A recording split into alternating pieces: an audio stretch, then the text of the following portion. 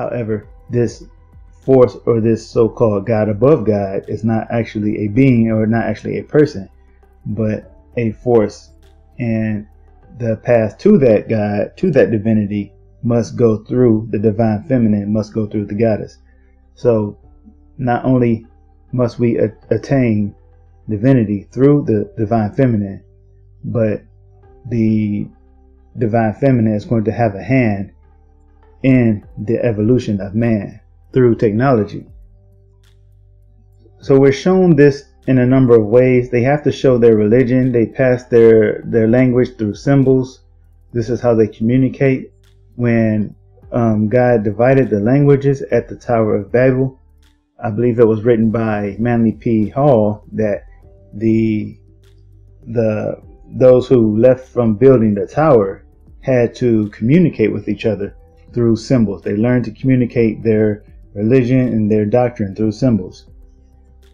So this is how they still communicate. And in movies like 2001: A Space Odyssey, we see their religion pass through symbols again.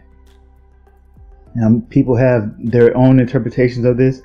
I'm going to give my opinion, my interpretation, and I do believe that my interpretation is unique, and it is not to say that it is the only correct interpretation, but this is just the way I see it through my own personal lens. Now, what is probably most memorable about this movie, besides the AI system that comes along later, is the monolith, the black monolith. And it is my personal opinion that this black monolith is actually a stand-in for the divine feminine. I am going to read to you a little bit from the book called Arabian Religion Before Muhammad, in Surah 1 through 35 in chronological order, by Dr. Brian Bradford. On page 30, it reads, according to Winning, the Nabateans practice what is called anachronism. This is the practice of using symbolic standing stones to represent deities instead of actual figurative forms. These stones were used either as memorials in oath-making for legal purposes or types of commemorium. He argues that the Nabateans specifically used these stones to represent deities or as memorial markers for the dead. He briefly discusses the term beetle as it comes from the Greek beetlus, meaning a type of meteoritic stone. Now further down, it reads, the typology of beetles is discussed as well. These include beetles that are rectangular, dome-shaped, or spherical in shape. Now, as you will notice at the beginning of the movie, the 2001: A Space Odyssey, it begins with the alignment of the Earth, the Moon, and the Sun. The Earth and the Moon are feminine and represent Isis. The Sun represents both the god Osiris and his son Horus, as well as the divine spark, which is trapped in the material world, which in the Luciferian doctrine, such as Gnosticism or some other pagan religions, the material world, or the physical form, is the tomb of the divine being within. It is the angel or the divine man trapped in the tomb of the Mother Earth. And in Freemasonry, this divine spirit or this divine man is represented by Hiram Abiff.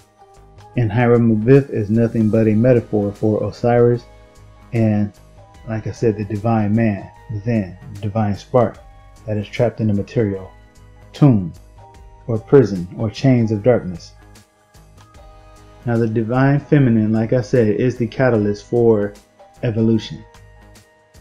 And it is when primitive man, who is represented by these apes in the movie, when they come into contact with the stone slab or the beetle, which represents a deity, and I will explain further in this video why I believe that it is representative of the divine feminine for sure. When they come into contact with this, they began the process, or they are propelled into the next phase of their evolution.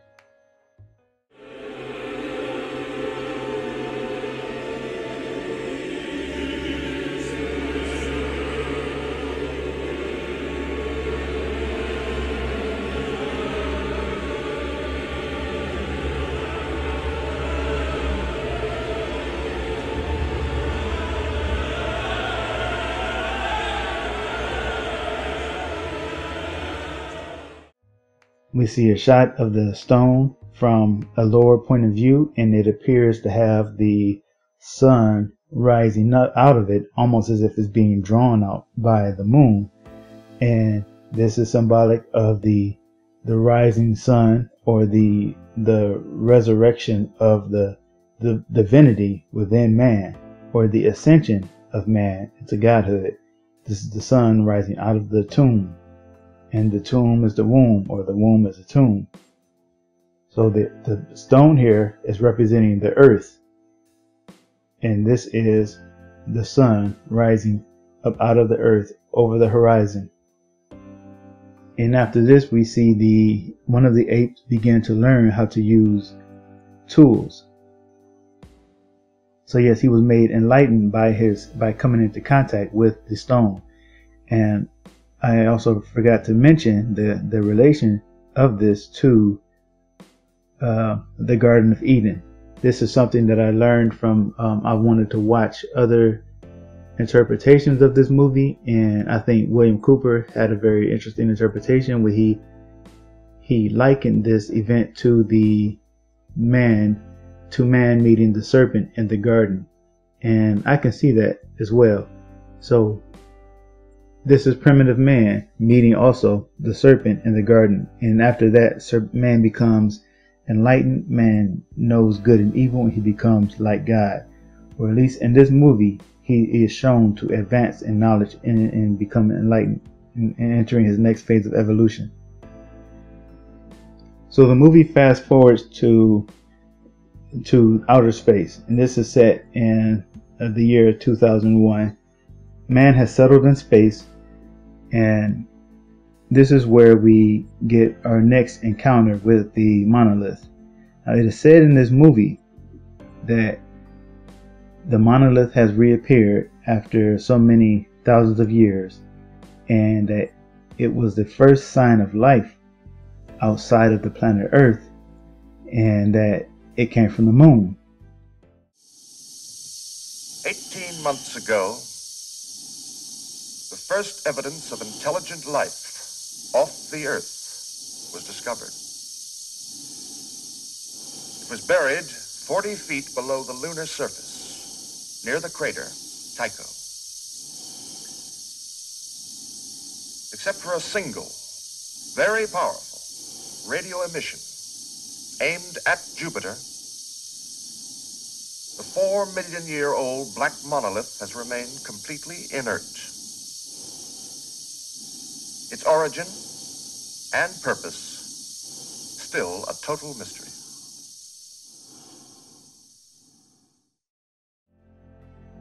Now, to me, this was a veiled way of saying that this monolith was alive, or that it represented a living creature. And as man circles around or gathers around this monolith, or this betel stone, and he touches it again, and once he touches it, he is propelled again into his next phase of evolution.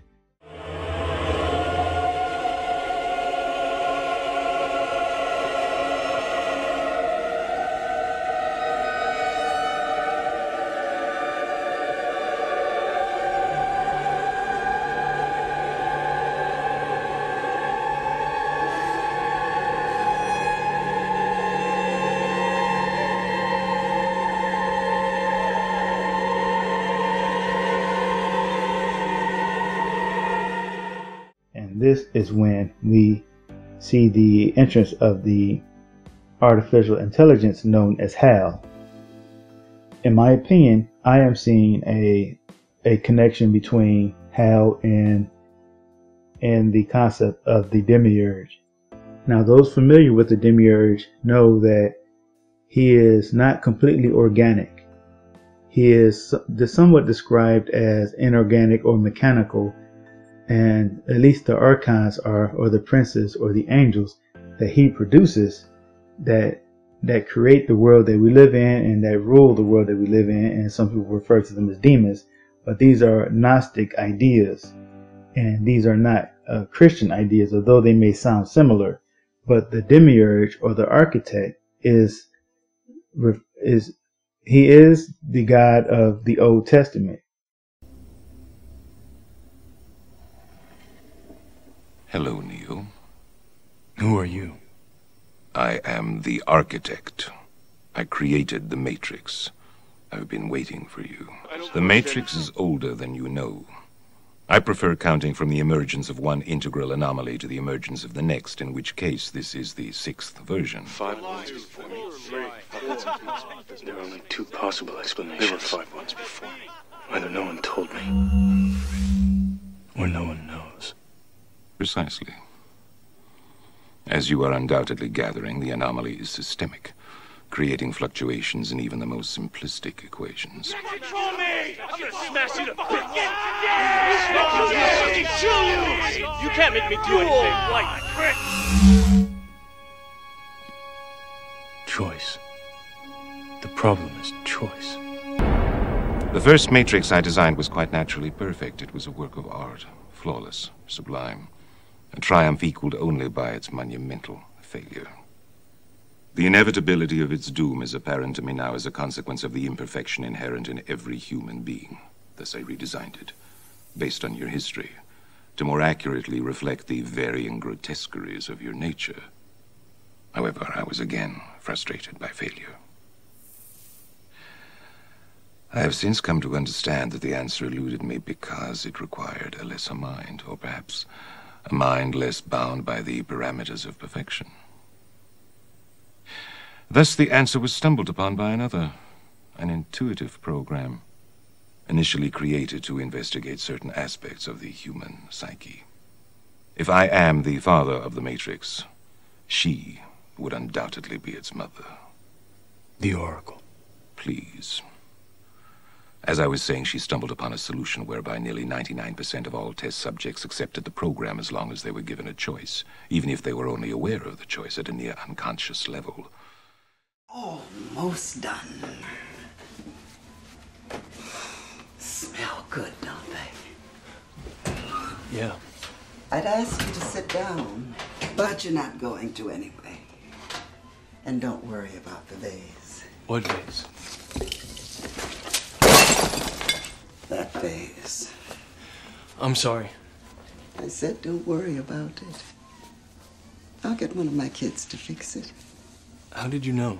Oh, what's really going to bake your noodle later on is, would you still have broken it if I hadn't said anything? That's who he is.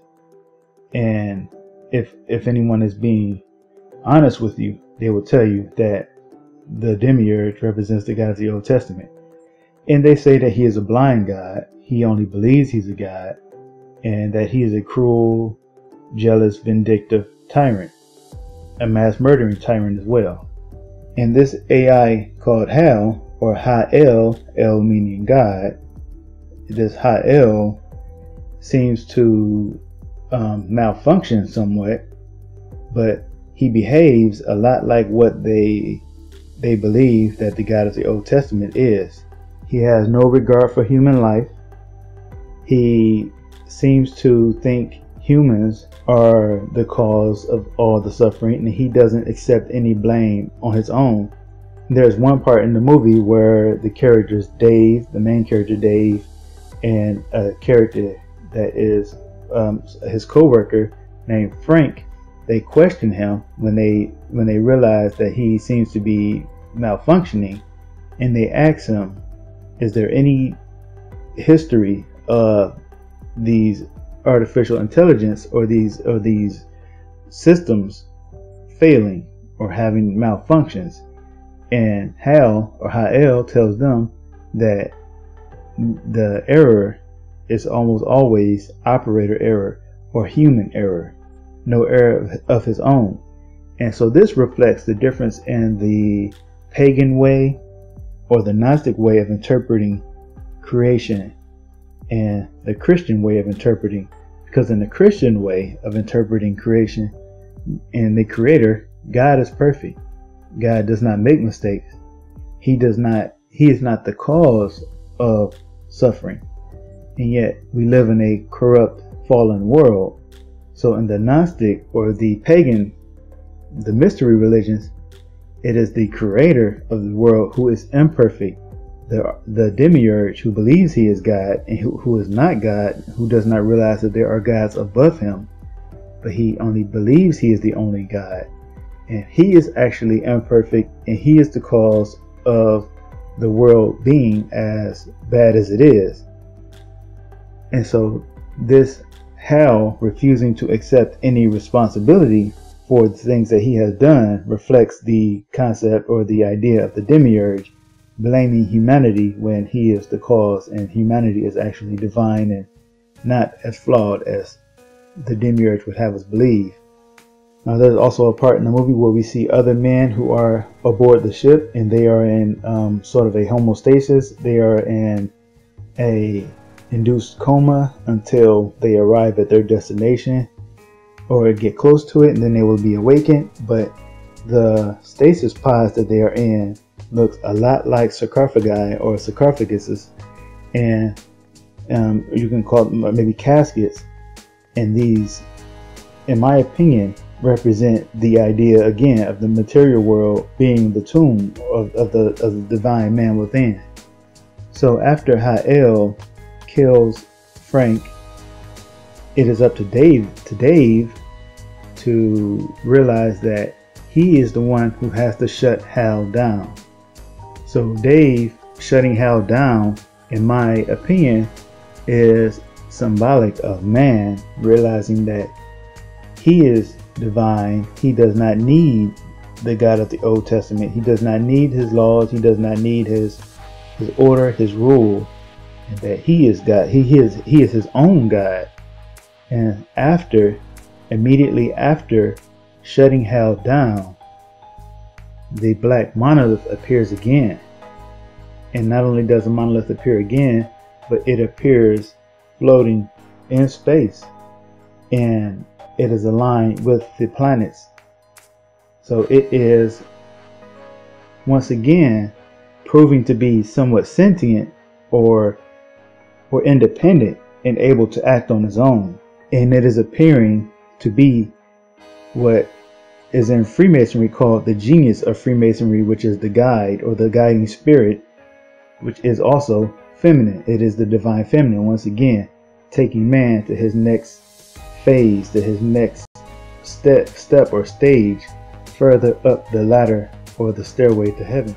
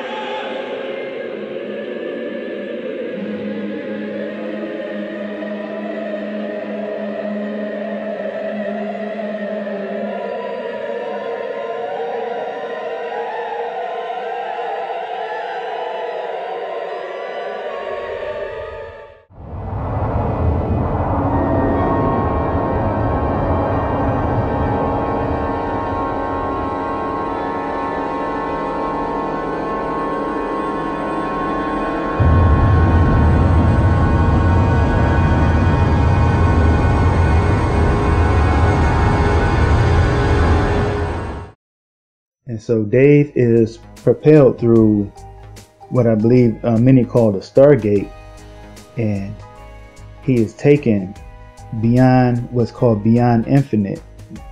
And I believe that the beyond infinite is the step or the stage of death. Now he is going through the step of death and resurrection. So he is leaving this material world and entering the spiritual world, or the pleroma. And when Dave enters the pleroma, or the place where the quote God above God dwells, the place where all the other aeons who were manifestations or just various phases of that divine being, that one mind, universal consciousness, he enters this spirit world, which is represented by this mansion, and he is having this experience where he is seeing himself, and this could just be the director's clever way of transitioning from one phase to the next, but he is able to see himself advance into an older state or another place in time. So he seems to have this vision now that is beyond normal, regular human vision. And so then we see a scene where David is eating at a square table, and there's a apron on this square table, and he appears to be having his last supper. Now, the square is very important in Freemasonry. It is one of the tools, or the furniture, so they call, of the Masonic Lodge, and the square is representative of the feminine. It is the chalice or the Holy Grail.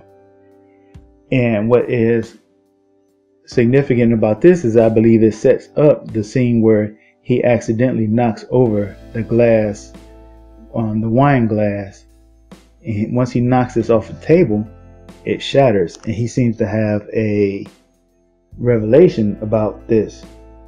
And when that glass shatters, or the chalice shatters, I believe it is a symbol for us to think about what the chalice means, and it means the divine feminine. And not only that, but it is, to me, I think it is reminiscent of the Kabbalistic idea of Adam Kadmon, which is the divine man, or the man who pre-existed creation, who shattered and became the divine sparks that became trapped within the material world, and that divine spark is in each of us. And so the shattering of this glass makes me think of Adam Kadmon and the divine shards, falling into the material world and being trapped here. Now we see Dave progress again into a more advanced older state, and of course age is representing wisdom, and he is becoming wiser and more enlightened after all of his experience with the black monolith, which happens to appear again. Now, what is also interesting about this is that the monolith once again shows that it is acting on its own, and that it seems to be more than a simple object. And in this this is an opportunity for me to also mention the resemblance of the monolith to a door in the divine feminine, in the Masonic lodge and the Masonic teaching. The feminine, she is the stairway to heaven. She is that door. She is standing between the two pillars. She is the door that one goes through, and it is kind of really, I think, obvious from looking at this how much this pillar or this monolith looks like a doorway. And this doorway is going to take him to his final stage. It's going to take him to godhood now. And so what happens here is Dave reaches out his arm. He is no longer able to touch the monolith. He can't move himself to touch the monolith. But I think what happens next shows that it never really was about him, so-called reaching out and touching the monolith, as it was that even without his reaching out and touching the monolith was still able to change him, to transform him. And he is transformed into a child, a star, like I guess you can call him a star child, but he is reborn. He is born again now. Now he is a God. He is divine. So man has finally reached his final stage of evolution, or his resurrection. He has been reborn as a God. And like I was saying about the divine, or this monolith being the catalyst for it, and maybe not just him being the catalyst, but yes, this was the opportunity for them to show that this monolith is nature. This monolith is Mother Nature.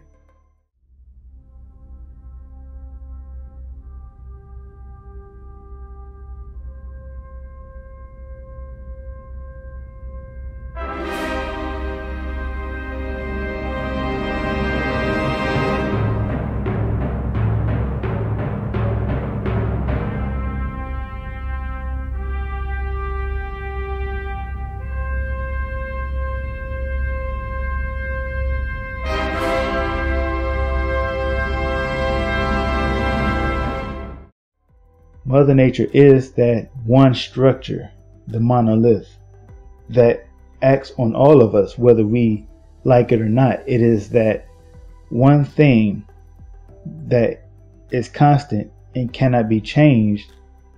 It only changes you. You grow up, right? You don't choose to form or for your body to change the way it does as you grow. That happens naturally. It happens on its own. So this is another meaning of the monolith, I believe. It is that one aspect of life that affects everything, and it does not change. It changes us. Now, I am not a believer in Mother Nature. I will not ever, I am a Christian. I believe that there is only one God, and He is masculine, He is male, and He is revealed in His Son, Jesus Christ. So while I understand Mother Nature and I understand what they believe this so-called Mother Nature is, it is not the belief of mine. I am just sharing with you what I have researched and what I have studied. So what is also, I believe, confirmation of my opinion of this movie is that in the video done by The Weeknd called I Feel It Coming, it mimics the movie 2001 A Space Odyssey in many frames, and it starts off the same way. It starts off with that burst of light that we also saw in the movie 2001 A Space Odyssey, which I believe is referencing the divine spark within man, or man being born again, born as a god, or emerging from the darkness.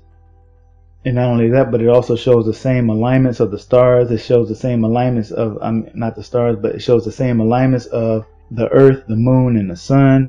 Not only that, but The Weeknd is standing in this video in front of a monolith, a large stone. It's not a squared stone, but it is a large stone. And not only does he stand on it, but he leans on it, and the video sort of centers around this monolith. And we also get shots of the sun rising over the horizon, not over the monolith this time, is rising over the horizon. And I'm thinking this is not just someone paying homage to the movie. This is someone telling us what the meaning of that monolith really was. And the meaning is that it was a divine feminine. And in this video by The Weeknd, we see immediately after the sun rises, we see the divine feminine, this female, in the heavens, standing in the sunlight. And she actually comes down to the earth to be with man, who is represented by The Weeknd. So I don't quite believe that it was just a coincidence that this video seems to mimic so much of what is in the movie 2001 A Space Odyssey. But in fact, I believe that it confirms that the divine feminine is the catalyst, is the source or the force acting on the evolution of man. And technology combined with this goddess is going to be the next big step for us. We see in the video called E.T. by Katy Perry, first beginning with this spaceship that looks a lot like the star Sirius. And inside this spaceship is Kanye West, and he's rapping and he's describing, and as he raps, we see him in the spaceship like a child in the womb of the mother, and Sirius representing Isis, because Sirius was worshipped as the embodiment of Isis. This is representative once again of the divine feminine coming down to be with man. And why else would they have a spaceship that looked like Sirius in it, even in this video, especially when it's followed immediately after by Katy Perry appearing to be falling from heaven. Now, as she falls, she seems to be changing her form. She is going from this alien form into more of a human form. And as she fell, she saw the world, what was going on the earth, becoming more and more violent and corrupt, and everything going to waste. And when she arrives here on earth, everything is already a wasteland. And what she does then is she finds man who is in a shell, and she reignites that divine spark within him to resurrect him as a god. This is the symbolism in this video that I believe people missed, and I missed it too before I began my research. I didn't see it either. But once you understand what the divine feminine is and you actually start paying attention, you begin to see it everywhere.